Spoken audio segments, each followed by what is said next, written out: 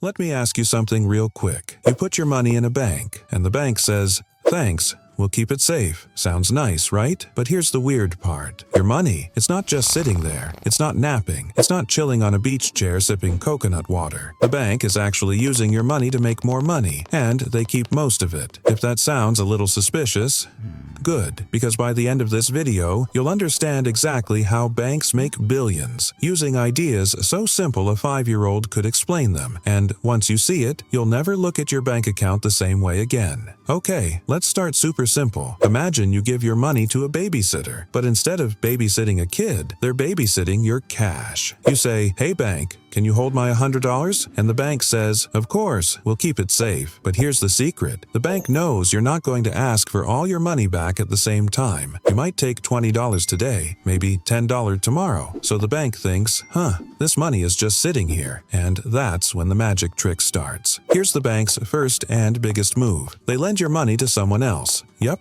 Your money goes on an adventure. Let's say you deposit $100. The bank lends that $100 to another person. That person promises to pay it back, plus extra. That extra is called interest. So the bank gives out $100, gets back $110, and then tells you, "Hey, thanks for letting us hold your money. Here's 50 cents. That difference, that's how banks start making money. And we're just getting warmed up, because next, things get even sneakier and way more interesting. Now this part sounds fake, but it's very real. When you deposit $100, the bank doesn't just lend that exact $100 once, they lend it over and over again. Here's how. The bank is allowed to keep a small piece of your money as a backup, let's say $10. That means they can lend out the other $90. That $90 goes to another person, who then deposits it back into another bank, and that bank keeps $9 and lends out $81. This keeps going and going and going. So somehow, your original $100 helps create hundreds of dollars moving around the system. Banks don't print money, but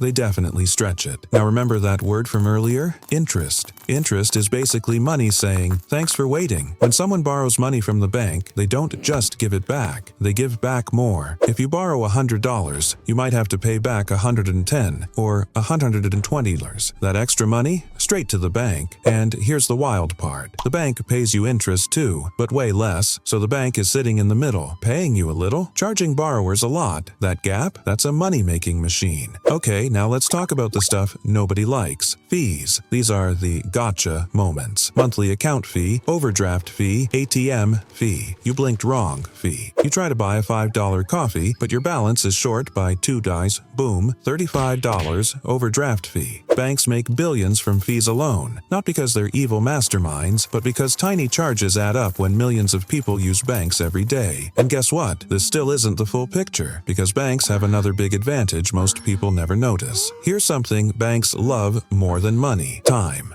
Banks don't rush. When they lend money, they might wait 5 years, 10 years, 30 years. Every single month, borrowers send in payments, and every payment includes a little bit of interest. So instead of one big win, banks get thousands of tiny wins over time. It's boring, it's slow, and it's incredibly powerful. Now let's scale this up. Buying a toy, small loan. Buying a car, bigger loan. Buying a house, huge loan. When someone takes out a mortgage, they might pay the bank back double over 30 years. So the bank isn't just lending money, it's locking in decades of payments. One house loan. Jitsi, years of steady money for the bank. Multiply that by millions of homes. Yeah, that's how banks get very rich. Here's the clever part. Banks are very careful. They don't just lend money to anyone. They check your income, your credit score, your history. And remember, most of the money they lend out, it's not even theirs. It's money from depositors, like you. So the bank earns interest, charges fees, and spreads risk across millions of people. That's not luck. That's a system. And in the next part, we'll talk about how banks stay safe, even when things go really wrong. Now you might be thinking, wait, if banks lend out most of the money, what happens if everyone wants their cash back at the same time? Great question. That's called a bank run. And banks are terrified of this, so they prepare. They keep some money in reserve. They follow strict rules. And there's something even bigger protecting them. In many countries, the government steps in and says, if the bank fails, we'll cover people's deposits up to a limit. That safety net keeps people calm, and calm keeps the system running. So let's be fair. Banks aren't villains twirling mustaches. They store money safely, move money around the world, help people buy homes, help businesses grow. But they're also businesses. Their job is to make money, and they do it by lending your money, charging interest, collecting fees, letting time do the heavy lifting. Once you understand the rules of the game, it stops feeling mysterious and starts feeling predictable. Here's the big idea. Whether you know it or not, you're already part of the system. Your money is working. Your loans are paying interest. Your time matters. Banks win because they understand this game really well. But once you understand it too, you stop being confused. You start asking better questions, and you make smarter choices with your money. So next time you open your bank app, just remember, your money might look like it's sitting still, but behind the scenes, it's very, very busy.